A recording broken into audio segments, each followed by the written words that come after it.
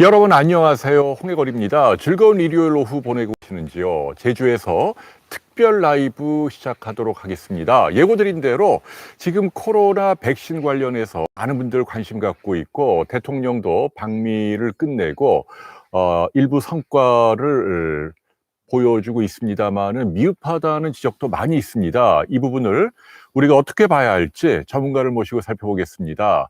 자, 오늘 모신 분 굉장히 특별한 분이죠. 익숙한 분들도 계시겠지만 소개해 올리겠습니다. 대한의사협회장을 네. 지내셨고요. 국회의원을 3선하셨나요? 4선했습니다. 4선하셨죠. 죄송합니다. 4선하셨고, 그리고 국민의힘 코로나 특위위원장을 맡고 계시잖아요. 그렇습니다. 우리 신상진 선생님 나오셨습니다. 안녕하세요. 안녕하세요. 반갑습니다, 반갑습니다. 선생님. 네. 와, 멀리 제주까지 오셔서 진짜 감사합니다. 좋습니다, 여기. 힘드시진 않으셨어요? 아주 잘 왔습니다. 네.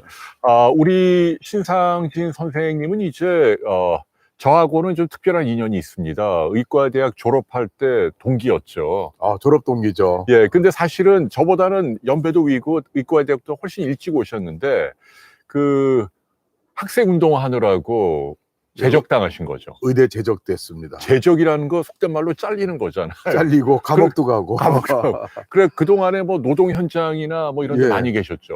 저 대학교 1학년 때 야학 교수 하다가 운동권으로 빠져가지고 아하. 성남에서 이제 의대 잘린 이후에 공장 다니고 노동운동하고 노동자들 좀 권익을 위해서 좀 이렇게 운동을 했습니다. 그렇게 정말 대단하세요. 그 당시만 해도 서울의대 들어오면 뭐 팔자 고친다. 편한 길이 굉장히 많았을 터인데 참 저는 좀 부끄럽네요. 어쨌거나 그 사회 참여하셨고, 네. 그러다가 느지막하게 복학을 하신 거죠. 8년 만에 복학을 해서 네. 우리 본과 3학년에 오랜만에 복학했더니 네. 우리 홍해월 박사님을 그때 같은 본과 3학년에서 예. 처음 만났죠. 그러니까 그게 89년도. 예. 그리고 졸업 동기시고, 그 다음에 이제 대한의사협회장을 지내셨고, 성남에서 개업하고 네. 성남시 의사회장 하다가 아하. 그 의학분업 사태 때 이제 의사협회 투쟁위원장을 하다가 또 직선제로 바뀌면서 의사협회 회장을 직선제 첫 회장을 하게 됐죠. 이야. 그리고 이제 정계에 입문하셔서 성남이라는 네. 지역구잖아요. 제가 이제 병원을 했던 동네죠. 근데 거기가 좀 진보 성향이 강한 지역 아닌가요? 굉장히 강하죠. 민주당 세가 굉장히 강하고 또 서민들이 많이 사시고 그래서 저희 그 국민의힘 이쪽 보수 쪽에서는 한 번도 된 적이 없는 그런 지역이었습니다. 야, 정말 험지라고 할 수 있는데, 험지죠. 근데 놀랍게도 거기에서 당당히 지역구 선거에 나가서 당선이 되신 거잖아요. 몇 번 되셨다고요? 4번이죠. 4번 됐고 2번은 떨어졌고 네. 요 최근에 떨어진 거잖아요. 최근 끝까지 작년 끝까지 하면 3차례 떨어지고 4차례 당선되고 7전 4승 3패했습니다. 이야, 그러면 현재는 무직이신 거네요. 현재는 백수죠. 아이고. 예. 아니, 근데 저는 개인적으로 우리 신상진 선생님을 정말 존경합니다. 왜냐하면 뭐 진보 보수를 떠나서 어쨌거나 좀 이렇게 너무 그 양지만을 살아가는 사람들이 또 떵떵거리면서 또 정치 쪽에서 권력을 잡는 게 보기 안 좋고, 그런 면에서 선생님은 진짜 돋보이시고, 무엇보다도 보수당에서는 보배 같은 존재예요. 진짜 뭐 이름은 많이 바뀌었죠. 뭐 미래통합당, 뭐 신한국당, 지금은 이제 국민의힘인데, 그 신상진 선생님과 같은 그런 이력을 가진 분이 거의 없지 않나요? 별로 없죠, 저희 당에. 그러니까 저는 이제 뭐 보수 진보를 다 넘나들어서 양쪽을 다 많이 이제 알고 그리고 제가 이제 생각이 바뀌었던 게 의학분업 사태 때 김대중 정부 때인데 그때 김대중 정부에서 의학분업을 너무 그 현장에 또 전문가의 그런 우려와 그런 목소리를 전혀 듣지 않고 이렇게 막 밀어붙이면서 제가 좌파 진보 정책에 대한 좀 회의를 하기 시작해서 좀 이념을 좀 돌이켜보고 저 자신 이 합리주의, 합리적 정책, 합리성이 제일 중요하다. 이념보다도 실사구시하는 그런 생각의 전환을 갖게 되었죠. 네. 그래도 떨어지기 쉽잖아요. 그 성남이란 지역 그 특성상. 그래서 첫 출마했을 때 네. 떨어졌죠. 아하, 첫 출마. 보궐선거로 들어가게 됐죠. 야, 근데 대단해요. 어떻게 거기서 그렇게 지역 주민들에게 엄청난 그 평가를 받았다는 얘기네요. 아마 제가 이제 지역에 서민들 많이 사시고 그러니까 이제 84년도에 들어가서 이제 공장 생활하고 자취 생활하고 이제 일반 그 노동자들이 많은데 어려운 동네에서 그분들과 함께 한 거. 그리고 이제 병원하면서 또 외국인 노동자 진료도 무료로 많이 하고 또 돈 없는 사람 IMF 때 또 싸게도 해주고 무료도 해주고 외상 진료도 해주고 근데 그러면서 주민들하고 많이 이렇게 어울리고 호흡했던 게 아마 제가 정치를 하면서 아마 민주당 분들도 저를 이렇게 많이 이해하고 찍어줘서 그래서 제가 아마 되지 않았나 이렇게 생각을 합니다. 네, 또 겸손하시기까지 아주 아무튼 근데 정말 존경합니다. 굉장히 소박하시고 학생 때도 워낙 착한 선배로 그 동기들 사이에도 아주 인기가 많았던 기억이 나고요. 근데 이번 선거에서는 조금 아쉽게 됐어요. 근데 지금 쉬었다가 하는 거죠, 뭐. 자, 근데 그 얼마 전 뉴스를 보니까 그 국민의힘 네, 당대표에 출마하신 걸로 들었는데. 예, 당대표 출마 선언을 14일 날 했다가 보니까 요즘에 너무 많이 나왔어요. 후보들이 한 10명 나오고 또 제가 이제 지금 이제 원외 국회의원이 아니고 이제 작년에 낙선해서 원외라고 그러죠. 그런 상태에서 보니까 또 요즘에 그 여론조사에서 뭐 인지도 뭐 조사 같이 그래서 제가 이렇게 좀 상당히 그 당선권에 들기가 굉장히 쉽지 않겠다 이런 판단을 하고 또 제가 등록을 이제 지난 토요일 날 그 어저께죠. 등록을 했는데 제가 등록을 안 했습니다. 그래요? 고민하다가 등록비가 4천만 원.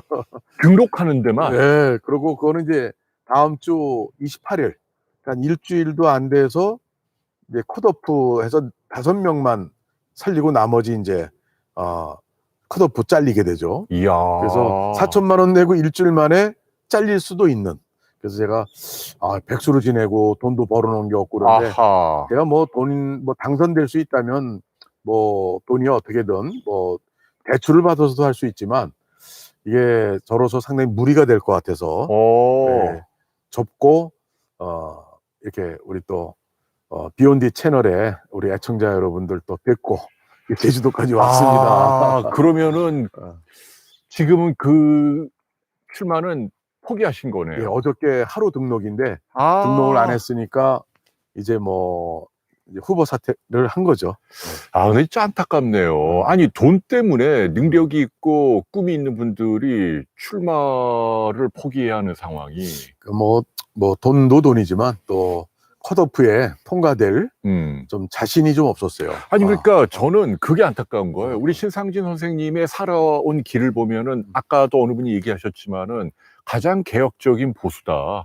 그리고 그 과정 자체가 정말 그 감동적인 삶인데 왜 이런 부분이 유권자들에게 좀 더 어필하지 뭐 대중성에 대한 고민을 좀 하셔야 될 것 같아요. 좀 이렇게 보면 요새 뭐 저희 당에 뭐 이준석 뭐 등을 비롯해서 이렇게 초선들 이렇게 뜨는데 그러니까 언론을 얼마나 방송에 많이 출연해서 국민들한테 이름 석자가 알려졌느냐. 그게 뭐 정치에서 빼놓을 수 없는 중요한 요소인데 제가 좀 그런 부분에서 좀 미흡했던 것 같아요. 앞으로 좀 노력을 하고 비욘디에 좀 많이 불러주시면. 예, 비욘디에 좀 자주 나오세요. 네, 저희도 아무튼 최대한 후원하겠습니다. 그리고 야 4천만 원 때문에 그랬다면은 저나 집사람이라도 나서서 좀 도와드릴 거란 아쉬움이 말씀만 있네요. 들어도 감사합니다. 진짜로, 정말로요. 진짜 그러니까 저는 최대한 오늘 중도적인 입장에서 진행하겠습니다. 원래 저도 중도를 좋아하고요. 그 많은 분들이 믿으실지 모르겠습니다만은 지금은 좀 결과가 안 좋게 됐습니다만은 예전에 대선 때는 제가 또 안희정 씨를 지지했단 말이에요. 그랬어요. 예, 그래서 저는 뭐 그 진보든 보수든 좀 개혁적인 중간에 합리적인 분들 네. 많이 응원하고 싶고, 그래서 오늘 진행도 또 국민의힘에 그 몸담고 있는 분을 모셔서 또 진보 쪽에 있는 분들은 또 색안경을 끼고 보실 수 있겠습니다만은 최대한 중도 입장에서 진행을 하도록 하겠습니다. 자, 그러니까 아무튼 그러면 근황은 현재는 대표 출마는 안 하시고. 예, 예. 어저께로서 접었고요. 아, 그렇구나. 자, 그 더 자세한 이야기 차차 해나가기로 하고요. 오늘 주제가 코로나잖아요. 예, 코로나. 예. 우리 신 선생님은 또 코로나 특위위원장도 네. 지금도 하고 계시잖아요. 지금 맡고 있습니다. 네. 일단 단도직입적으로 좀 여쭤볼게요. 그 대통령 방미에 대해서 많은 국민들이 기대를 했는데, 뭐 지엽적인 거 다 빼고요. 뭐 사진에 뭐 어떻게 나왔다 해서 뭐 지나치게 찬양하거나 지나치게 비판하거나 이런 건 빼고, 네. 코로나와 관련해서 백신과 관련해서만 보면 네. 점수를 어떻게 주고 싶으세요? 아, 저는 50점을 못 주고 싶어요. 와, 50점. 예. 왜 그러냐면 뭐 아시다시피 우리 군인들 장병 55만 명분 이제 백신을 지원받기로 했는데, 사실 55만 명분은 지금도 이제 조금씩은 들어오잖아요. 뭐 20만 명분 뭐 이렇게 들어오는데, 뭐 우리가 바랬던 거는 좀 미국과의 어떤 혈맹, 예, 이런 어떤 강고한 동맹 관계에서, 예, 제가 작년 12월에 이제 특위위원장으로서 우리 당의 그 박진 의원, 외교 아주 미국 통이죠. 그 박진 의원과 함께 국회 기자회견실에서 백신 스와프를 정부에 이제 요구를 했습니다. 그러니까 우리가 IMF 때 그 통화 스와프처럼, 그래서 백신을 미국에서 좀 빌려오고, 그리고 저희가 미국에 나중에는 이제 우리가 백신 7,900만 명분 계약됐다고 그러지 않습니까? 그게 이제 뭐 하반기에 이제 어느 정도 좀 미국이나 유럽에서 백신 접종률이 올라가고 하면 생산이 좀 여유가 있어서 아마 우리한테도 들어올 거예요. 그런 백신 들어오면 그때 이제 좀 되돌려주는 걸로. 그래서 그런 걸 요구했는데 한 4달 동안 아무 얘기 없다가 지난번 외통위에서 박진 의원의 정의용 장관, 외교부 장관한테 그 백신 수합 어떻게 생각하냐 했더니 이제 자기들도 검토하고 있다, 정부에서. 이랬는데, 이번에는 백신 수합 얘기가 전혀 그 의제로 정상회담에서 안 올랐던 것 같아요. 그래서 좀 그러면 이제 좀 더 많은 분량을 국내에 이제 도입을 할 수 있었을 것 같은데, 왜 안 됐는지 거기에 대한 정부 측에 좀 설명이 있었으면 좋겠더라고요.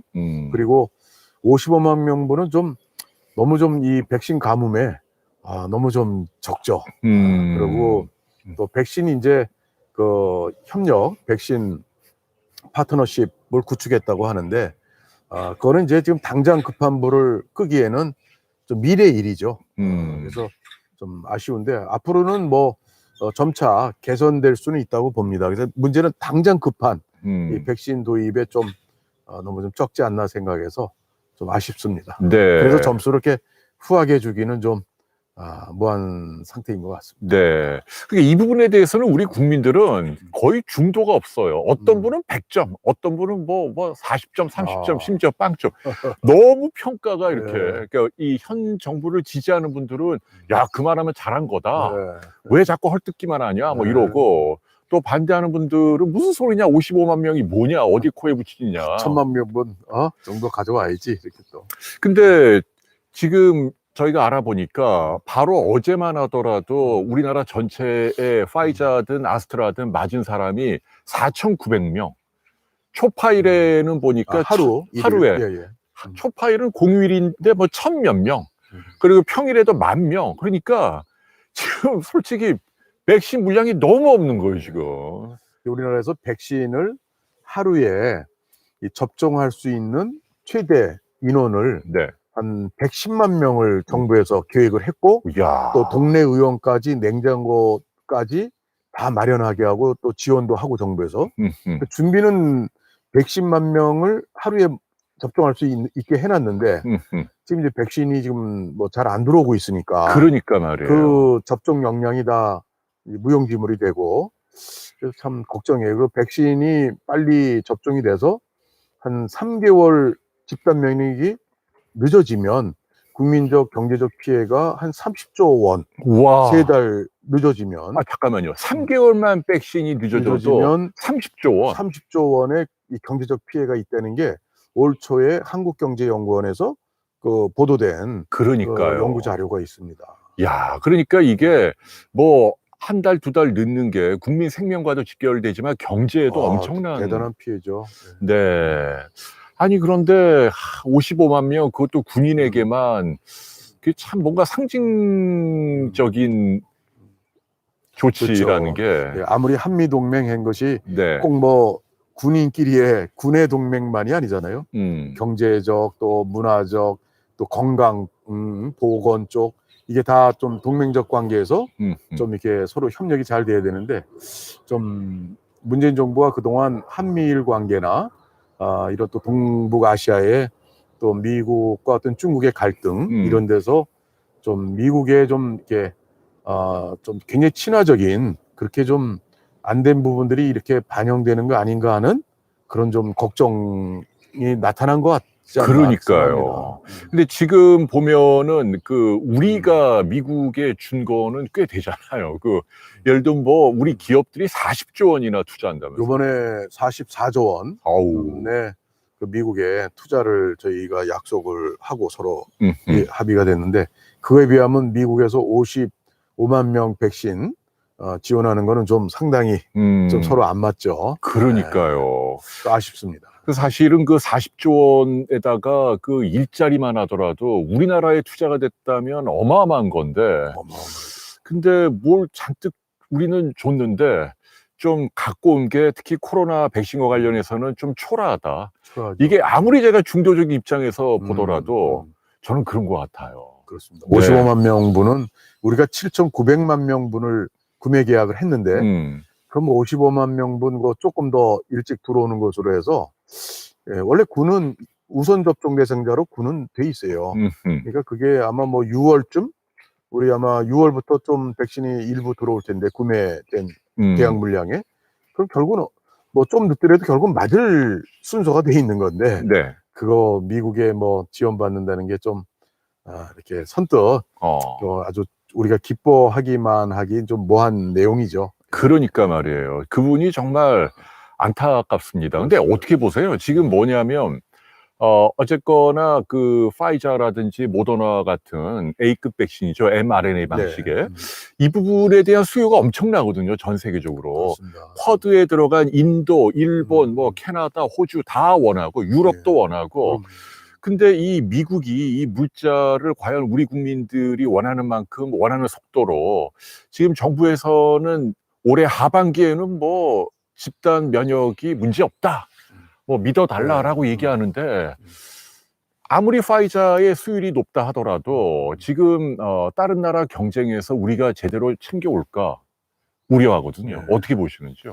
그러니까 저희가 정부가 9월 추석 전에 마스크를 실외에서 벗어도 좋을 정도로 하겠다.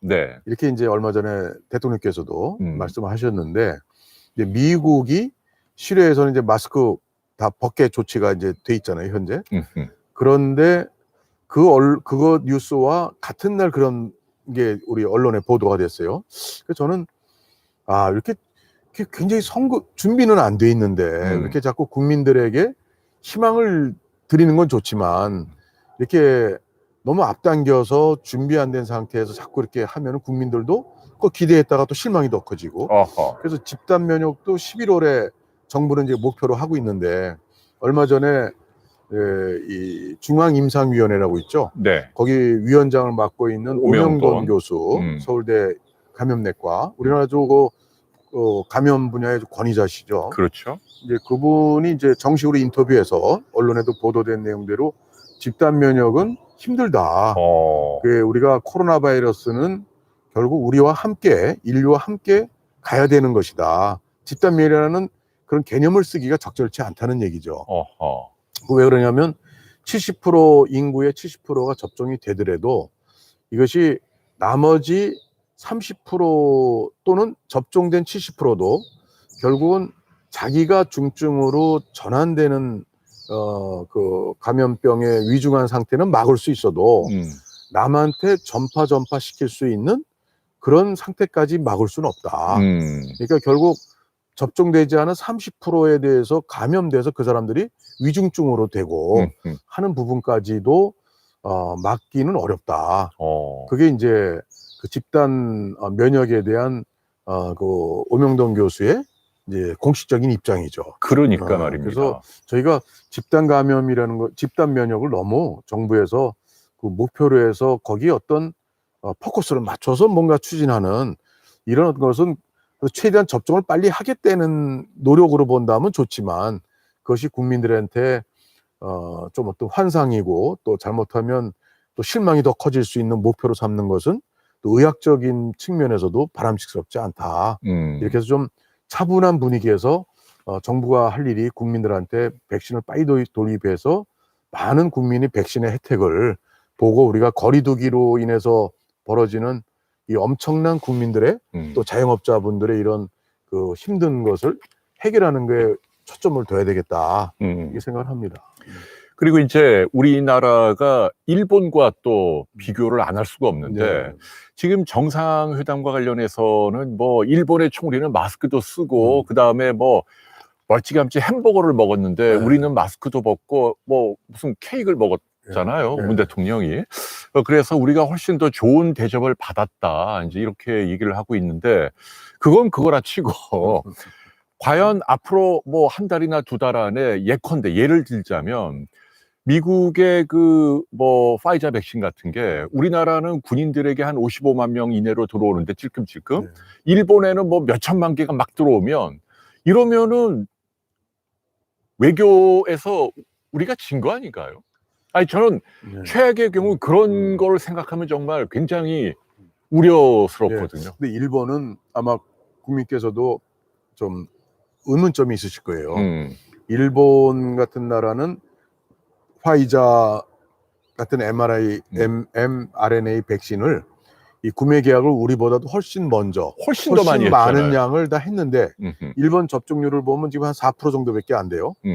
저도 그래서 알아봤더니 일본은 미국 FDA나 다른 나라에서 승인이 된 백신을 의약품을 도입을 국내로 하면 일본에 그러면 일본 우리로 치면 식약처 같은 데서 자체적으로 임상 시험을 또 해야 된대요. 그렇죠. 또 법률이 그래요. 그러니까 우리는 이제 서류 심사만 하는데 일본은 특이하게도 자체 임상 시험을 통과해야만 되는 그래서 시간이 이제 걸리는데 실제 그것만 이제 끝나면 아마 조만간 끝날 걸로 보인다고 그러대요. 그러면 아마 확보된 물량으로 백신 접종이 굉장히 이제 속력을 낼 수 있죠. 그래서 우리가 일본하고 지금 비교해서 단순 비교해서 우리가 일본보다 좀 더 그러니까. 우리 한 8% 된다 이렇게 좋아할 상황이 아닌 거죠. 그러니까요. 일본은 어저께인가 그저께 겨우 아스트라제네카를 겨우 인정을 했는데 그나마도 주력 접종에서는 제외한다고 얘기를 그렇습니다. 하거든요. 뭐 화이자 뭐 이런 게 많으니까. 아니 그러니까 지금도 보면은 어떤 질문이 있냐면 맨 위로 올려주세요. 그 금목서님이 파이자가 A급 백신이라면 아스트라는 B급이 맞다.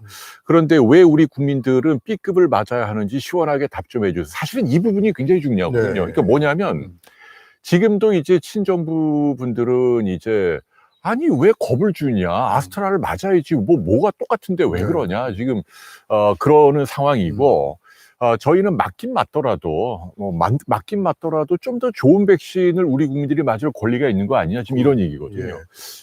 그러니까 이게 참 우리나라가 어떻게 보면 참 안타까운 부분인데요.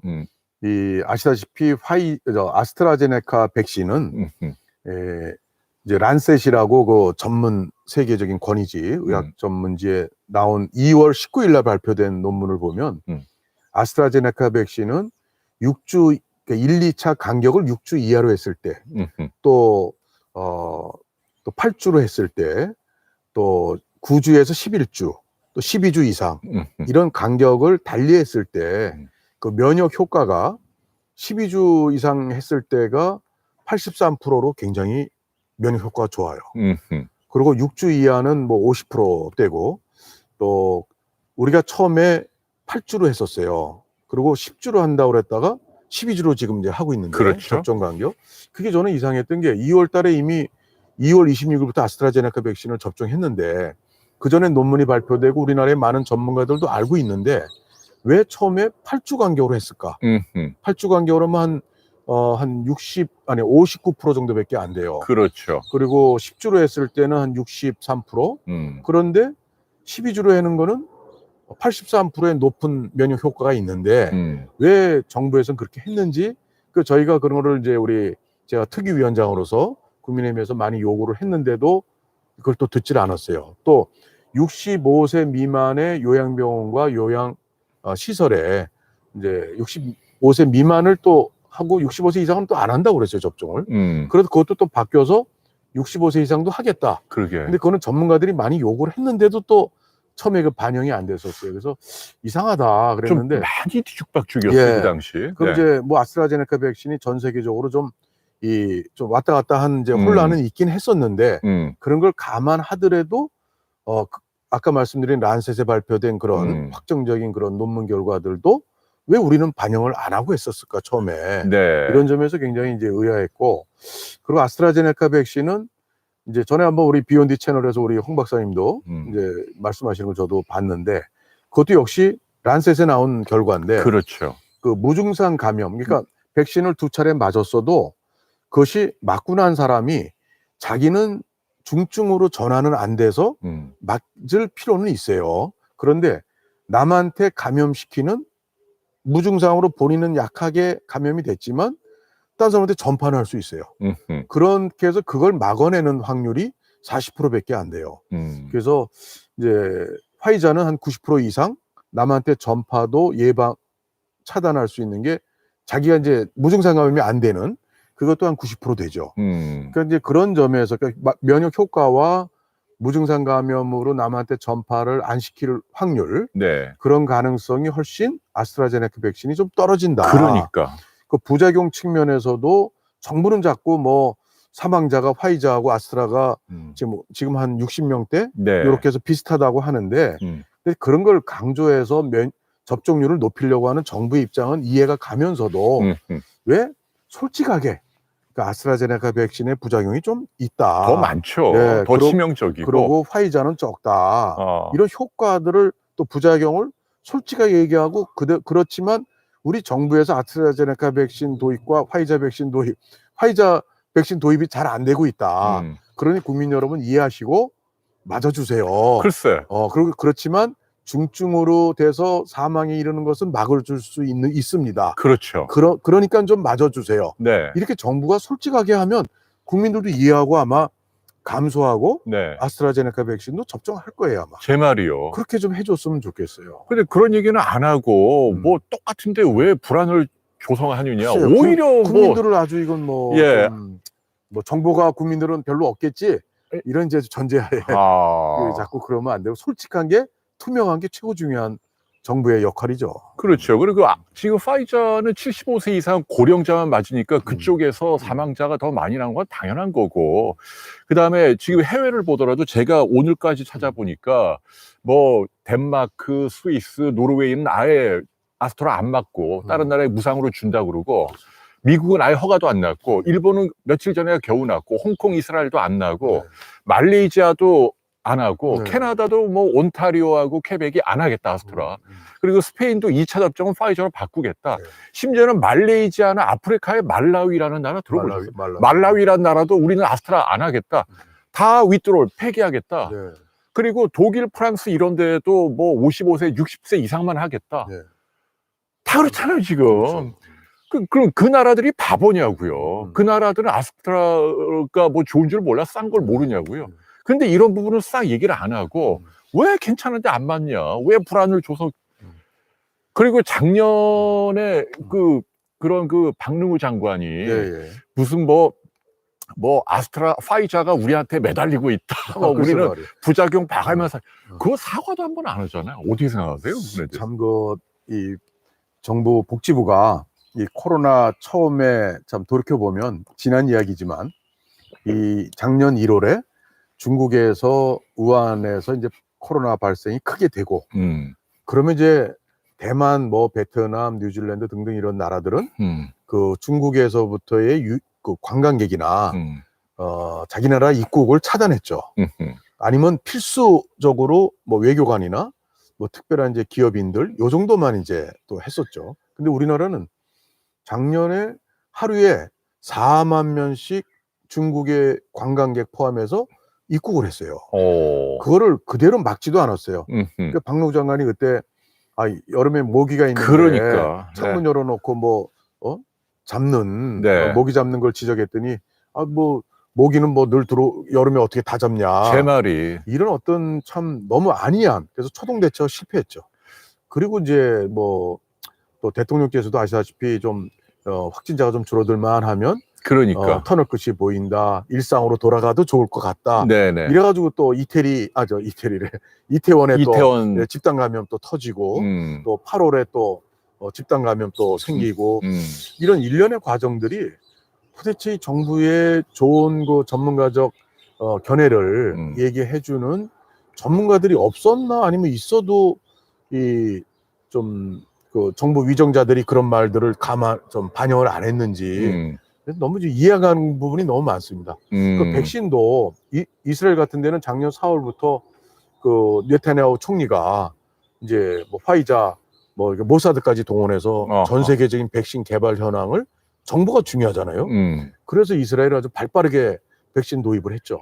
그러니까 우리나라는 뭐 작년 12월에서나 대통령이 이제 뭐 모더나 CEO하고 통화하고 뭐 했지만 뭐 지금 뭐 2분기 때 들어온다고 한 모더나 백신도 3분기로 늦춰지고 그러니까 도대체 이건 뭐 우리 세계 경제 10위권의 이 대국이 경제 대국이 이렇게까지 하는 거는 정말 이 국민 한 사람으로 이해하기가 어렵죠. 그러니까 말입니다. 그 당시에 뭐 박능우 장관이 좀 망언을 좀 많이 하긴 했어요. 뭐 그게 중국 사람들에게 걸렸으니까 내국인한테 옮겨온 거잖아요. 오히려 호통을 치고. 말이 안 되죠. 뭐 모기 얘기에다가 일본 확진자가 중국인이었거든요. 그러니까 네. 그래서 돌이켜 보면은 과연 코로나로 선진국이 워낙 망가지면서 상대적으로 우리가 돋보였는데 그 과정에서 비합리적으로 국뽕을 하는 바람에 사실은 지금 이런 그 백신 수급의 문제까지 온 게 아니냐 하는 생각이 드네요. 네. 정부가 이제 코로나 대응 전략이 좀 이게 방역에 거리두기 이거에 굉장히 거기에 몰입이 됐던 것 같아요. 그 K 방역에서 그게 이제 좀 글로벌하게 우리 국가의 어떤 정부의 성과를 이렇게 자랑하는. 근데 사실은 전략에 제일 중요한 것이 백신의 조기 확보가 가장 중요했던 거죠. 그걸 놓쳤던 거죠. 네. 자, 많은 질문이 들어옵니다. 최리님이 굉장히 전문적인 질문을 막 하시는데 뭐 서너 가지. 세 번째 질문 보면은 현재 코로나 확진자가 사망 시 단독 질환으로 사망한 건지 기저 질환으로 사망한 건지 구분을 하고 있지 않고 또한 작년 6월 이후부터 사망자의 기저 질환 여부를 비공개하고 있다. 그래서 통계상 많은 문제가 있다고 생각하는데 이에 대해서 어떻게 생각합니까? 일단 저분 얘기가 맞는지는 제가 잘 모르겠어요. 팩트인지. 지금 현재 그 단독 질환인지 기저 질환인지 구분을 안 하고 비공개 하나요? 혹시 알고 계시나요? 예, 저 작년에 네. 서울의 모 대학병원에서 이제 내시경을 받은 환자가 있었어요. 근데 그분이 다음 날 사망을 했어요.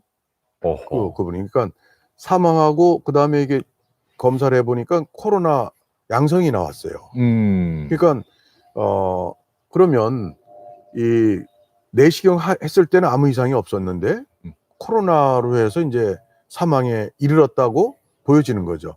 그럼 이제 코로나 그 이제 백신과는 다르지만 하여튼 이제 그런 이제 두 가지 나눠서 봤을 때 코로나로 그 감염돼서 기저질환이 있는 사람이 돌아가신 건지 또 백신의 부작용으로 또 기저질환이 있는 분이 돌아가셨는지 이제 그런 거에 대해서는 정부가 중요한 게 거기에 대한 한 사람 한 사람 현재 아스트라제네카 백신 맞고 돌아가신 분이 며칠 전 통계를 보면 한 60명쯤 돼요. 네. 그리고 화이자도 한 뭐 60명 이렇게 비슷한데 그러면 이게 가장 중요한 국민의 협조를 얻고 이해시키기 위해서는 정부가 솔선수범해서 이 사망자나 부작용에 대한 통계 네. 이런 것도 구체적으로 잘 다 밝혀야 된다고 생각을 해요. 글쎄. 그래야 국민들도 마음의 준비를 하고 대비를 할 거 아닙니까? 근데 사망자 숫자만 발표를 해요. 그리고 백신과는 특별한 인과관계가 확인되지 않았다. 지금 계속 그러고 네, 있잖아요. 그래서 저희 그 코로나 우리 국민의힘의 특위에서도 그런 주장을 했는데, 코로나 백신으로 인한 사망, 맞고서 접종하고 사망했을 땐 원인이 코로나 백신 부작용으로 인한 사망이 아니라는 걸 정부가 입증을 해라. 글쎄. 아니면 부작용의 개연성을 두고 보상을 우선 선해라. 네. 그랬더니 이제 그게 요즘에는 이제 좀 반영이 돼가지고 1,000만 원 범위 내에서 이제 중증 부작용에 대해서는 보상을 하겠다고 이제 나온 거죠. 그래서 정부가 이런 부분도 항상 뒷북을 쳐요, 이게. 아니, 초창기 때는 겨우 4억만 책정을 했다면서요. 그러니까 4억 갖고 지금 뭐 말이 됩니까? 그렇죠. 지금. 네. 특히 사실 코로나에 대한 이 국가 대응 체계에 있어서는 돈을 아끼면 안 돼요. 아까 말씀드렸듯이 집단 면역이 3개월 늦어지면 국민의 경제적 피해가 30조가 생기니까. 아, 그 얘기는 저는 처음 듣는데 딱 와닿네요. 한국경제연구원에서 나온 자료입니다. 근데 그런 정도 비용이 드는데 거기에 또 우리가 심리적, 국민의 여러 측면의 피해에 대해서는 이 경제적 수치로 말할 수 없는 피해가 엄청나잖아요. 그렇다면은 정부는 이 부작용 부분에 대한 어떤 보상 문제도 좀 더 여태까지 정책과는 큰 방향 전환을 해서 좀 대대적인 자원을 마련해야 된다. 그 재난지원금에서 뭐 20조씩 이렇게 투입할 돈으로 이런 부분을 빨리 커버를 해줘야 된다. 글쎄. 이런 생각이 들어요. 그리고 작년에 아쉬웠던 거는 정부가 이 올해 예산이죠. 그러니까 백신 도입 예산이 없었어요. 예비 비료만 있고 정식 예산에 이 책정을 안 해놔가지고 네. 국회에서 또 야당에서 이제 강력히 주장을 해서 9천억 원의 백신 도입비를 끼워넣기로 해서 통과가 됐었죠. 아니, 왜 그랬을까요? 백신이 다른 나라들은 작년 중반부터 다 준비한다고 난리였는데. 그러니까 도저히 이해 못하는 게 네. 왜 백신 도입에 대한 조기에 서둘러서 왜 구매 계약을 선구매를 왜 안 했는지, 그리고 백신 도입에 대한 예산을 왜 이렇게 짜게 안 하고 책정을 왜 뒤늦게 하는지 여기에 대해서 개념이 없다고 보기에는 우리 질병관리청이나 등등의 백신 전문가들 또 뭐 감염병 전문가들이 세계적인 아주 참 실력자들이 많이 있어요. 그러니까요. 근데 그거를 왜 안 했는지에 대해서, 그래서 뭐 야당에서는 뭐 가짜 뉴스 뭐 어떻게 욕을 먹어도 할 수 없지만 이것을 분명히 따져볼 것은 이 백신과 작년에 이 감염병 이 코로나와의 작년에 총선의 어떤 집권당에서의 이용, 또 내년 3월 9일 날에 있을 대통령 선거까지 어떤 로드맵이 있는 거 아닌가. 로드맵이 근데 뭐가 있을 수 있어요? 그러니까 이제 집단 면역을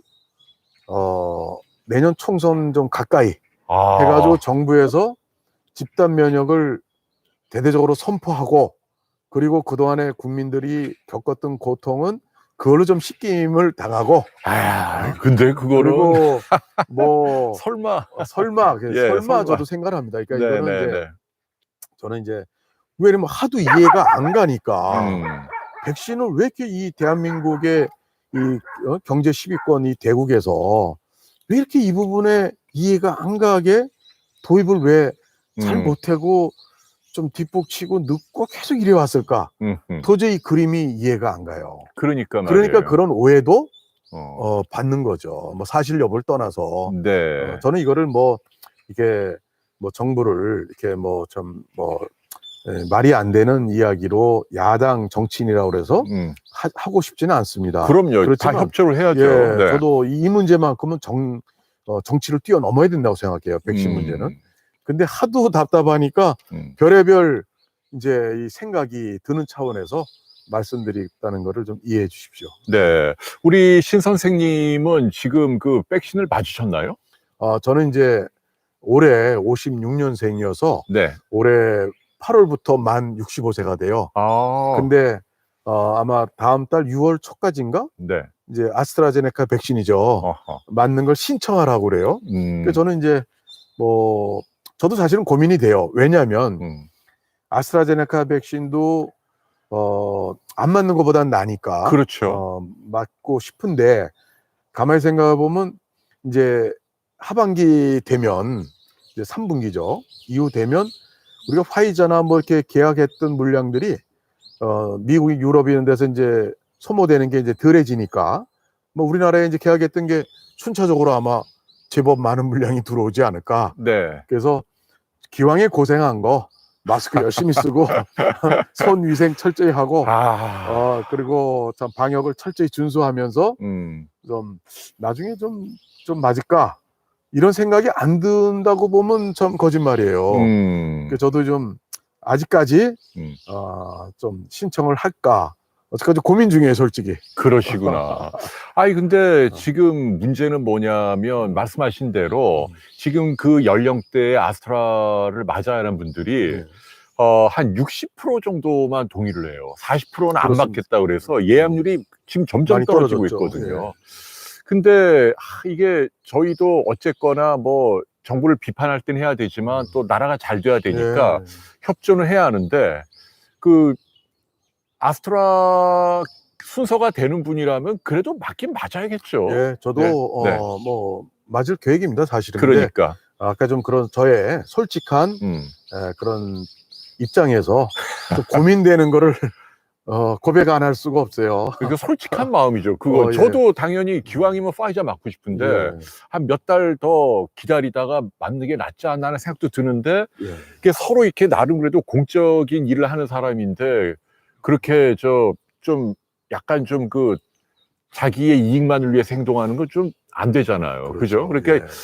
일단 국민들의 협조를 구하기 위해서라도 뭐 아스트라라도 맞긴 맞아야죠. 그래서 그죠? 저는 또 뭐 특위위원장을 맡고 있는데 네. 뭐 하루빨리 우리가 국민의 집단 면역 언제 될진 몰라도 좀 더 하루빨리 그런 시절이 오기를 또 바라고 저도 거기에 또 참여를 해야 되는 그런 입장이죠. 그래서 뭐 사실은 부작용은 뭐 어느 백신이든 뭐 조금씩은 다 있죠. 근데 이제 아스트라제네카 백신을 뭐 다들 맞는데 저도 협조하자는 차원에서 좀 맞고자 합니다. 그러게요. 네. 그러나 실용일관 저희가 강조합니다마는 우리 국민들이 좀 더 좋은 백신을 맞을 권리가 있기 때문에 특히 일본이나 다른 나라에 비해서 우리가 뒤진다면 그것도 참 부끄러운 일이기 때문에 정부가 좀 더 책임 있게 더 노력을 해서 파이자나 모더나 같은 A급 mRNA 백신을 많이 도입을 해야 된다. 예. 그리고 저는 그 보건복지부 이번에 권덕철 장관께서 네. 이제 며칠 전에 이제 미국을 갔죠. 백신 이제 파트너십 구축하기 위해서 맞아요.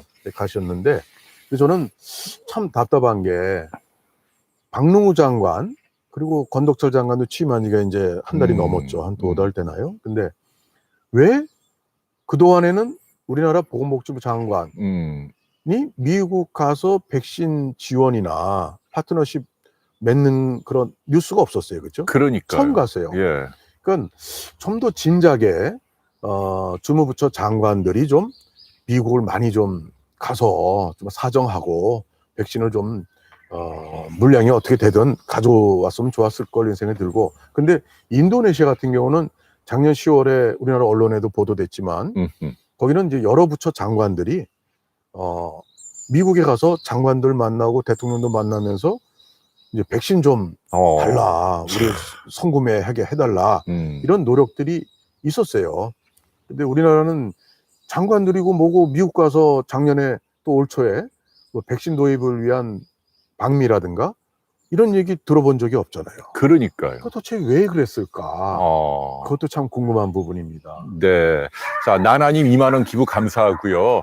근데 또 보면은 지금 말씀하신 권덕철 장관이 미국에서 또 이렇게 사진 찍은 거 보면은 그 모더나와 삼성 바이오로직스 쪽하고 무슨 뭐 그 양해각서를 해서 뭐 이렇게 위탁 생산을 한다고 또 그게 또 언론에 크게 나오는데 그게 이렇게 알고 보니까 그냥 병입 제조라면서요. 이렇게 뭐 대단한 기술 이전도 아니고 원천 기술 이전은 없죠, 이번에. 그러니까 말입니다. 지금 그런 걸로 그 언론의 어떤 성과로 내세우기는 좀 한가한 이야기다는 생각이 좀 드네요. 네. 지금 사실은 뭐 너무 좀 정부가 백신 조기 도입에 실패하면서 이제 뭔가 국민들의 불만을 잠재우기 위한 여러 가지 방안들을 이제 안 내놓을 수가 없겠죠. 정부 입장에서. 하지만 좀 솔직했으면 좋겠어요. 좀, 그렇죠. 이거 좀 이런 부분은 우리가 정부가 참 잘못했다. 네.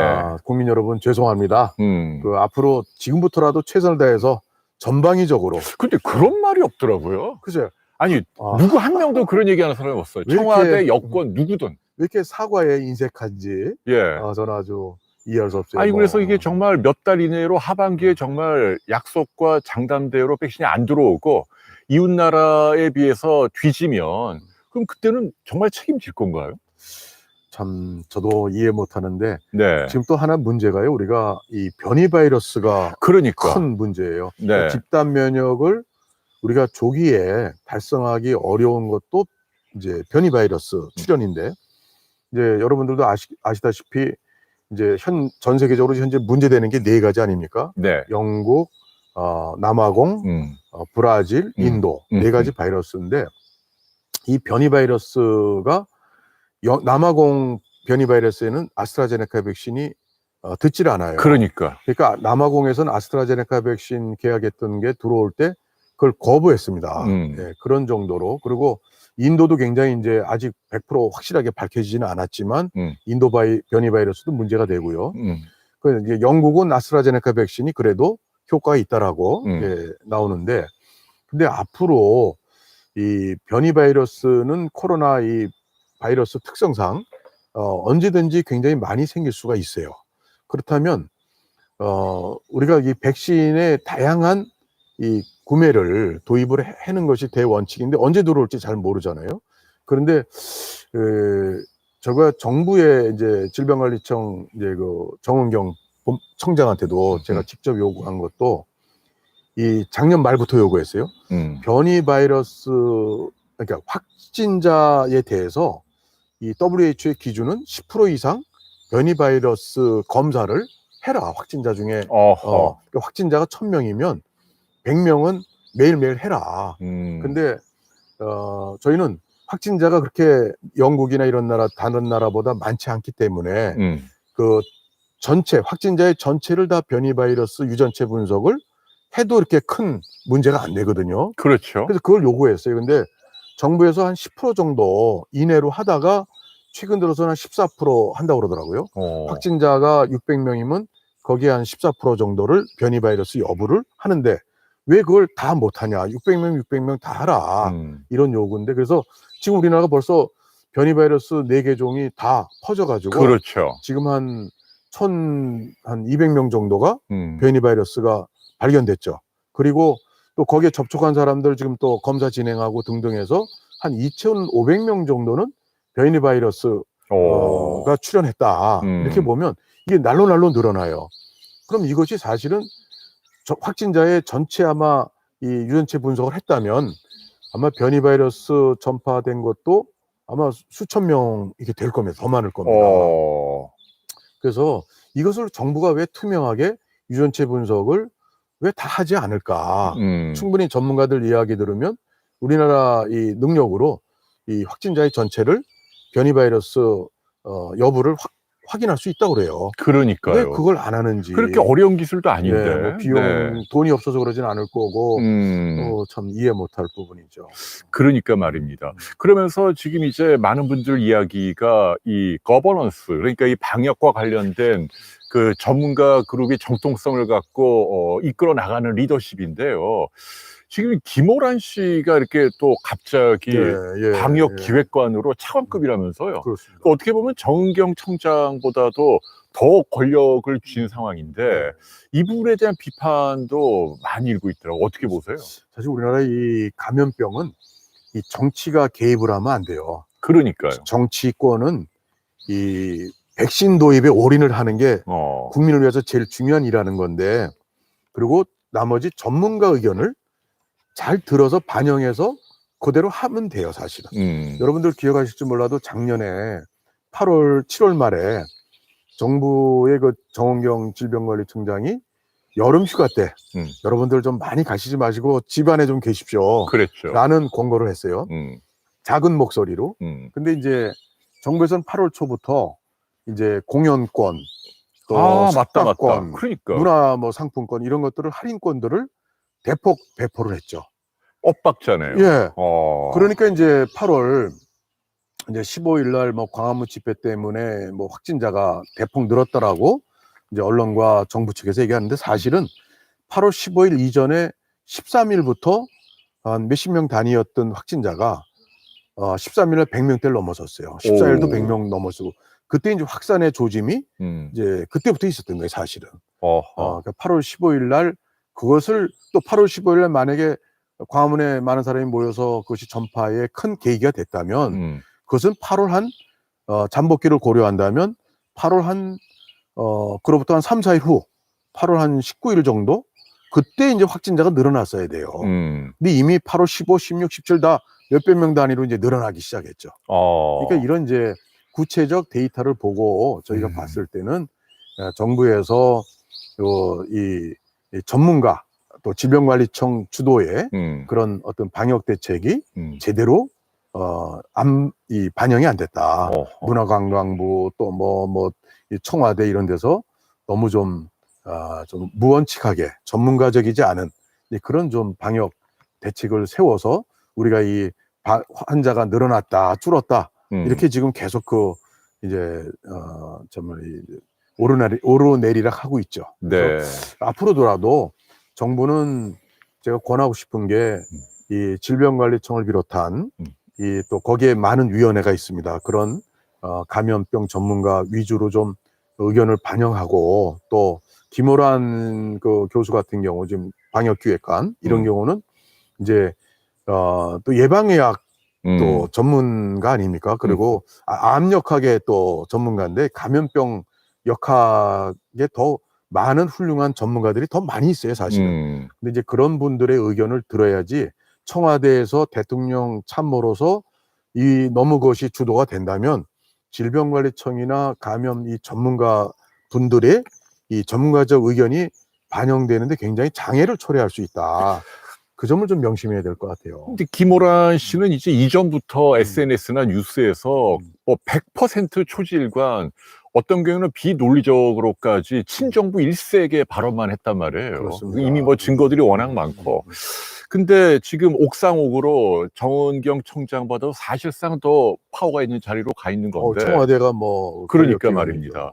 근데 이런 인사는 적절치 못해 보이네요. 이거는 뭐 많이들 지적을 하셔서 제가 뭐 깊이 지적을 안 해도 정말 잘못된 거라고 봅니다. 지금 방역기획관이 중요한 게 아니라 지금은 백신 오히려 도입기획관 이렇게 해서 우리나라 그 정보가 있는 그 국정원 이런 데하고 긴밀히 협조하면서 백신 도입을 하루라도 더 빨리 계약 물량 돼 있는 거를 계약만 되면 뭐합니까? 빨리 들어와야죠. 그래서 그런 거에 대한 이 국정원이나 뭐 또 기업, 대기업, 또 외국, 미국 이런 데 다 채널이 다 있을 거 아닙니까?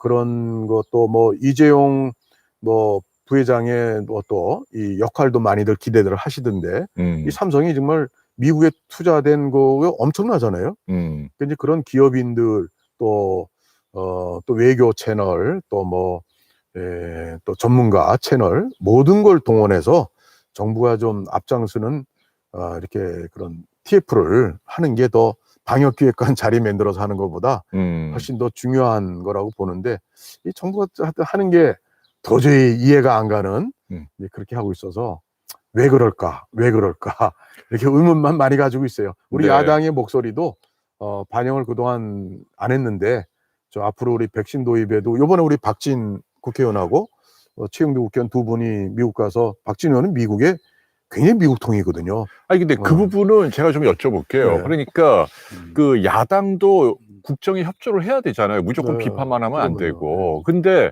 그 박진 의원 같은 경우는 그래도 이제 일개 국회의원인데 네.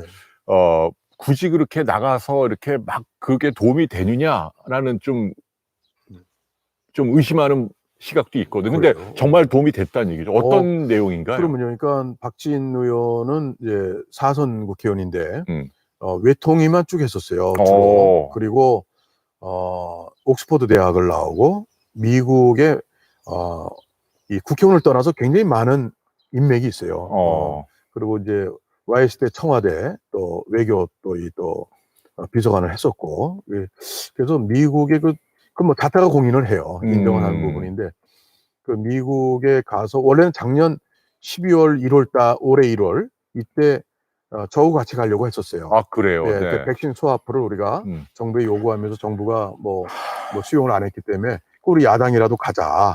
그런데 저희 또 갔다 오면은 12주 동안 아니죠. 4주.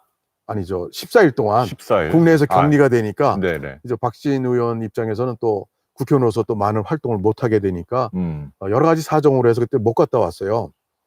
근데 이번에서야 갔는데 가서 이제 백신 파트너십 또 우리나라 또 우선 급한 우선 접종자 군인을 비롯한 백신 지원에 대해서 또 미국의 뭐 국회의원들한테 협조 요청해서 많은 합의가 된 것이 이번에 대통령께서 방문하기 전에 언론 보도도 되고 그랬습니다. 그래서 그런 이제 협력을 끌어냈는데 아마 그런 것들이 또 바탕이 돼서 앞으로 더 미국의 백신 지원을 우리가 끌어내는데 좀 더 있을 겁니다. 아마. 그러면은 제가 이제 차제에 제안을 한다면 여야가 싸우지만 말고, 그러니까 박진 의원처럼 그 미국의 그 여러 가지 경험이 또 연륜이 있는 분이라면 여야가 합동으로 뭔가 그 사절단까지는 아니고 무슨 뭐 TFT를 만들어서 요번에 네. 미국의 그 백신 우리 외교를 하기 위해서 저희 박진 의원 우리 국민의힘에서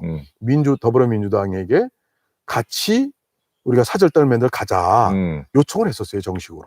그래요? 근데 민주당에서 참여를 안 한 거죠. 그런 그래서 할 수 없이 우리 국민의힘 의원만 간 거예요. 그건 진짜예요? 그거 사실입니다.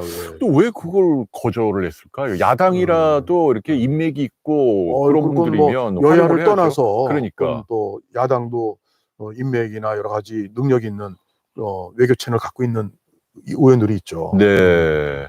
근데 한편으로는 또 황교안 대표가 뭐 갔다 오는 건 좋았는데 그 무슨 부산하고 어느 지역 그 국민의힘이 그 지자체장을 하고 있는 지역에만 백신을 먼저 공급한다 이런 얘기를 해갖고 또 비판을 받았어요. 그거는 좀 제가 볼 때도 좀 아쉽더라고요. 예, 좀 이해하기 어려운. 글쎄. 왜 그렇게 할까? 우리 국민이 이 좀 코로나를 극복하는 게 지역이 어디 있고 뭐 어디 있습니까? 그러니까 우선 필요한 것에 먼저 지원을 하는 입장이 더 중요하지 않았을까? 그렇죠. 잘못됐다고 생각합니다. 네. 자, 이영옥님, 네, 아스트라 맞을 때 아스피린 500ml 말고 100ml 먹는 것에 대해서 의사들 의견이 다 다른데요. 저는 개인적으로 찬성합니다. 네, 저게 이제 네, 이제 후유증이 있을 땐 타이레놀인데 혈전 부작용 예방하기 위해서 이게 이렇게 혈소판이 줄어드는데 그게 원인이 아니고 결과적으로 혈소판을 원료로 많이 써서 혈전이 생긴 거라 초기 단계에 도움이 될 수 있다는 개연성이 좀 있다고 생각을 합니다. 네. 자, 지금 이제 어느새 시간이 1시간이 다 됐어요. 네. 자, 우리 신상진 선생님은 그러면 이제 앞으로 포부 계획이 뭔가요? 저는 이제 지금 코로나 특위 국민의힘 위원장을 맡고 있습니다. 그래서 앞으로 이것이 종식될 때까지 백신 도입을 비롯해서 또 정말 혹시라도 이것이 확진자가 더 4차 대유행이 이렇게 또 되거나 할 때 또 의료 어떤 인프라를 또 구축하는 이런 문제 등에서 야당의 전문가 의원으로서 좀 최선을 다해서 뛰려고 그러고요. 또 하나는 우리 국민의힘 입장에서는 저도 이제 정치인이고 국회의원을 했었으니까 또 지구당의 위원장도 지금 맡고 있습니다. 그래서 국민의힘이 이번에 당대표 선거가 있는데 당대표 선거가 끝나면 국민의힘이 국민으로부터 좀 사랑받는 그리고 좀 잘못된 부분들을 좀 혁신하고 하는데 저도 좀 일익을 담당해서 참여할까 이렇게 생각을 하고요. 그리고 내년도 이제 대통령 선거가 있기 때문에 우리 국민의힘의 여러 가지 정책이나 아젠다들을 잘 좀 살펴서 보건복지뿐 아니라 저도 또 국회의원을 4번 했으니까 뭐 의사 출신이지만 뭐 여러 가지 경제나 또 노동 환경 이런 문제들에 대해서 이 국민들의 이 보수 또 이 중도 층의 어떤 의견들을 많이 반영하는, 그래서 내년도 저희 당이 좀 대선에서 좋은 성과를 낼 수 있도록 그런 정책에 또 매진하려고 합니다. 그리고 내년도 뭐 대선에 나가진 않을 거고요. 또 뭐 지방선거나 여러 가지 있는데 지방선거에 우리 당에서 또 필요하고 부른다면 저도 준비해서 뭐 내년에 뛸 수 있다면 뛰어볼까, 이런 생각도 한편 하고 있습니다. 네. 아직 정해진 바는 특별히 없고요. 아니 근데 그러면 그 지금 국민의힘이 대표 이제 곧 뽑는데 네. 개인적으로 누가 될 것 같아요? 글쎄, 그건 뭐 제가 돗자리를 아유, 그러니까 깔고 그래도 있는 뭐, 입장이 아니니까. 뭐 한번 예상을 해보세요. 네. 근데 사실 이제 언론에 보도되지만 뭐 이준석 이제 전 최고위원이나 또 뭐 김웅 의원, 또 김은혜 의원, 초선 의원들, 그리고 뭐 이제 중진의 뭐 또 나경원 의원, 뭐 주호영 의원, 홍문표 의원, 조경태 의원, 여러 분이 계시죠. 윤영석 의원 등등. 근데 이 언론에서 보면 이제 일반 국민 여론조사한 것이 지금 나와서 이 초선들이 좀 이게 선전을 하고 있는데, 실제 또 우리 이번에 서울시장처럼 이렇게 공직 후보를 뽑는 게 아니고 또 대통령 후보를 뽑는 게 아니고 저희 당을 이끌어갈 이제 당 대표를 뽑기 때문에 일반 국민 여론조사 100%로 해서 하는 것은 이제 우리 당원들이 또 용납을 안 할 거잖아요. 그래서 당원의 의견도 많이 반영되는 7대3으로 뽑기 때문에 7이 이제 당원 입장이죠. 그래서 아마도 중진 의원이 아마 결과적으로는 좀 유리해서 뭐 주호영 의원, 나경원 의원 아마 뭐 둘 중에 한 사람이 되지 않을까 하는데, 그럼 맞춰보세요. 둘 중에 누가 오늘 되느냐? 그냥 한번 맞춰보세요. 누구가 되기를 원한다 이게 아니고 그냥 누가 될 것 같다고 예상을. 왜냐면 솔직히 네. 이게 나경원 의원이 당심에서는 말해 당원의 의견에선 조금 앞선다고들 그래요. 지난번 이제 뭐 오세훈 서울시장하고 경선할 때 그때도 이제 당원들의 어떤 이 입장에서는 나경원 전 의원이 좀 앞섰다고 그래요. 그래요? 예. 그리고 일반 국민 여론조사에서는 이제 오세훈 또 후보가 앞섰었고 당시에. 네. 그래서 이게 좀 또 주호영 의원이 또 만만치 않아요. 그래서 이 두 분 놓고서는 누가 된다라고 할 제가 근거가 없기 때문에 뭐 저희가 하늘의 별을 보면서 누가 될 것인가 점성술을 제가 배웠다면 모르겠는데. 네, 알겠습니다. 확실치 않네요. 네, 지금 이제 맷비둘기 소리예요. 지금 뒤에 들리는 소리. 그냥 비둘기하고 다릅니까? 네, 좀 다르다 그러더라고요. 꾹꾹꾹꾹꾹 하는 거 좀 계속 들리잖아요. 뭐 제주도에만 있나요? 아니요, 서울에도 있고 우리나라 다 있습니다. 네. 자, 정치 얘기가 갑자기 나온 건 이제 우리 신 선생님이 이제 근황과 포부를 여쭈다 나온 거고요. 아무튼 야당도 좀 국민에게 사랑받고 그래야 우리나라가 발전하니까요. 그렇습니다. 더 노력해 주시길 바라고. 그리고 화합의 의미에서 그러면 여당에서 좀 우리 신상진 선생님이 좀 개인적으로 존경하고 좋아하는 분이 있다면 한두 분만. 여당 정치인. 예, 여당 정치인 가운데 코로나와 관련해서 같이 협조하고 싶다 그런 분이 누가 있나요? 여당의 초선이지만 지금 보건복지위원회에서 활약하고 있는 이제 의사 출신 신현영 의원이 있어요. 네. 그분하고 저하고 이제 방송 토론을 코로나 주제로 해서 몇 번 했는데 그래도 이렇게 좀 대화가 좀 되는, 그렇지만 역시 여당 의원이시라고 그런지 아무래도 정부 편을 좀 많이 들긴 하는데 그래도 이제 좀 대화가 될 만하고요. 그리고 민주당의 의원분 중에서 뭐 조정식 의원, 의원. 그분도 제가 초선 때 서로 초선 때 환경노동위원회에서 같이 일해본 경험이 있는데 뭐 합리적이세요. 그분도 뭐 그런 분 계시고, 또 뭐 조홍천 의원 같은 경우는 저하고 이제 활동 같이 안 해봤지만 이게 언론을 통해서 표현되는 걸 보면 이제 뭐 민주당의 이제 당론에 너무 막 이렇게 끌려다니는 입장은 아니시고, 그것도 자기의 좀 입장을 이렇게 내놓는 측면에서 건전한 여당 국회의원이시다, 이런 생각이 좀 들고요. 뭐 좋은 분들 많이 있으실 텐데 제가 일일이 또 잘 모르기 때문에 또 다 거명하기는 어려울 것 같습니다. 네. 아무튼 여야가 싸우지만 말고 이렇게 뜻을 같이 하는 좋은 분들끼리 의기투합해서 이 코로나 위기를 잘 극복할 수 있도록 도와주시면 좋을 것 같고요. 자, 마지막으로 아까 좀 죄송한 표현인데 백수라고 그러셨잖아요. 예, 예. 아, 진짜 백수 맞으세요? 제가 네. 사실은 작년에 이제 낙선하고 이제 1년 지났는데, 제가 내년도 대통령 선거가 우리 대한민국의 운명에 굉장히 중요한 정말 변곡점이다, 이렇게 생각을 해서 제가 뭐 야당이라서 무조건 그런 건 아니고, 뭐 그런 점 뭐 당연히 깔고 있겠죠. 그렇지만 이 정책이나 여러 측면에서 대한민국이 여기서 후퇴하거나 주저앉지 않고 더 발전하기 위해서는 내년도 대통령 선거까지는 제가 어떤 이 수입을 통해서 제가 이런 어떤 대선에 기여할 수 있는 것과 무관한 저 자신의 수입을 위한 일, 뭐 대학 교수라든가 예를 들면 뭐 여러 가지 또 의사로서 또 뭐 진료라든가 이런 일을 내년 대통령 선거까지, 그러니까 작년 낙선했을 때부터 2년 동안이죠. 2년 동안은 직업을 갖지 말자. 그래요? 생계를 위한 직업을 갖지 말자. 그렇다고 제가 뭐 쓸 돈이 많아서 뭐 부자라서 그런 게 절대 아니고, 제가 이제 딸 둘인데 딸 둘이 이제 뭐 나름대로 이제 수입이 있어요. 적지만. 그래서 뭐 자녀들한테 들어가는 돈도 없고, 우리 부부가 좀 절약해서 아껴 쓰면 제가 또 국회의원 할 때 적지만 저금해둔 돈을 2년 동안 다 써서 바닥이 나더라도 내년 대통령 선거 때 정치 활동을 좀 열심히 해서 저희가 좀 집권했으면 좋겠다. 그런 노력을, 그런 마음 자세를 이렇게 갖고 있습니다. 네. 그건 이제 또 이렇게 보수 쪽에 있는 분들은 좋아하시겠지만 또 진보 쪽에 있는 분들 생각이 또 다르기 때문에. 다 좋아할 수 있는 일을 할 수는 없죠. 글쎄, 네. 왜냐하면 시청자 여러분들은 또 정치색이 다양하니까요. 예, 예. 자, 찌양님 10,000원 기부, 휴일에 나라 걱정 담화해 주셔서 고맙다고요. 저희도 기운이 나네요.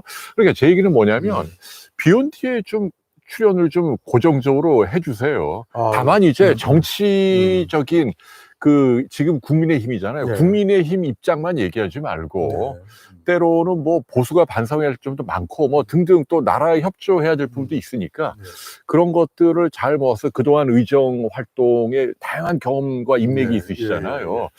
그런 것들로 이렇게 라이브를 좀 이렇게 진행해 주시거나 해보시면 저희도 큰 도움이 될 것 같은데. 제가 4선 국회의원 했지 않습니까? 근데 네. 보궐선거로 2번을 했어요. 어허. 그러니까 실제 의정 활동을 한 기간은 12년인데 거기서 6년을 절반을 보건복지위원을 했습니다. 그러니까요. 그래서 제가 2015년도 메르스 때는 이제 여야가 같이 하는 국회 메르스 특위에서 또 위원장도 특위위원장도 했었고, 또 신종플루도 겪어봤고 국회의원 때. 그래서 제가 나름대로 겪은 이런 부분들을 어떻게 우리 국가를 위해서 제가 쓰임을 정말 당하면 좋겠다, 이렇게 생각을 해서 앞으로 뭐 비욘드에서 제가 의료 과목별 제가 전문가는 아니지만 이제 의료 정책, 그러니까 예를 들어서 뭐 존엄사법이라든가 뭐 의료 분쟁 조정법, 또 여러 가지 의학과 관련된 이 법률에 대해서 뒤의 이야기라든가 또 앞으로 또 현안이 돼서 환자들이 고통당하는 이런 어떤 제도의 좀 잘못된 거, 개선점, 이런 것들이 어떻게 돼야 되는가, 뭐 이런 거에 대해서는 제가 조금이라도 우리 애청자 여러분들을 위해서 뭐 불러주시면 뭐 나오겠습니다. 그러니까요. 그러니까 의료 제도나 아니면 뭐 법률이나 이런 쪽으로도 굉장히 어렵고 디테일이 많은 부분인데 그 인맥이 많으시니까 같이 좀 초대해서 우리 시청자들께 좀 나와주시면. 그렇게 한번 제가 현재 또 보건복지 국회의원뿐 아니라 뭐 전문가들에서 뭐 그런 좀 뭐 토론 조촐한 뭐 이 간담회 자리나 이런 것도 뭐 이 비욘드에서 가능할 것 같아요. 그래도 동접자가 많이 안 들어오면 죄송하지만 잘려야 돼요. 우리 아주 냉정해요. 아니 하셨는데 시청자. 너무 좀 이렇게 좀 딱딱하게 해갖고요. 뭐 한 10분, 20분밖에 안 들어오면 우리 어떻게 해요? 재밌게 하셔야죠. 재밌게. 그걸 제가 고민해야 될 것 같아요. 그러면 어떻게 재밌게 하나? 그럼 우리 신 선생님도 정치력이 더 올라가는 거예요. 더 인기가 많아지시니까. 그래요. 재밌게 하는 건 제가 좀 전공이 아닌데. 그건 하실 수 있어요. 한번 좀 오늘부터 재밌는 프로 많이 보고 공부를 좀 해야 돼요. 아, 그 얼마나 이슈가 많아요. 뭐 존엄사도 있고, 예, 뭐 여러 가지 의료 사고 뭐 굉장히 많잖아요. 우리 시청자 여러분, 제가 좀 말을 재밌게 못하죠. 제가 앞으로 노력하겠습니다. 아이, 무슨 말씀이죠. 네. 제주까지 오셔서 오늘 또 좋은 말씀 너무너무 감사합니다. 네. 문 대통령이 이렇게 노력은 했지만, 그러나 좀 결과가 아쉽다. 네. 백신을 위한 노력을 더 해줘야 할 것 같고, 저희는 선생님도 그렇고 저도 그렇고 공식적으로 아스트라라도 맞겠다, 협조해야 할 것 같다. 그러나 정부는 파이자 빨리 더 많이 갖고 오도록 애를 써야 한다. 이렇게 촉구하면서 오늘 마무리하겠습니다. 신 선생님, 다음에 꼭 나오셔야 돼요. 네, 여러분, 어떻게 보셨는지 궁금합니다. 저희는 이만 물러나 볼게요. 즐거운 일요일 저녁 되십시오. 고맙습니다. 안녕히 계십시오. 시청자 여러분, 건강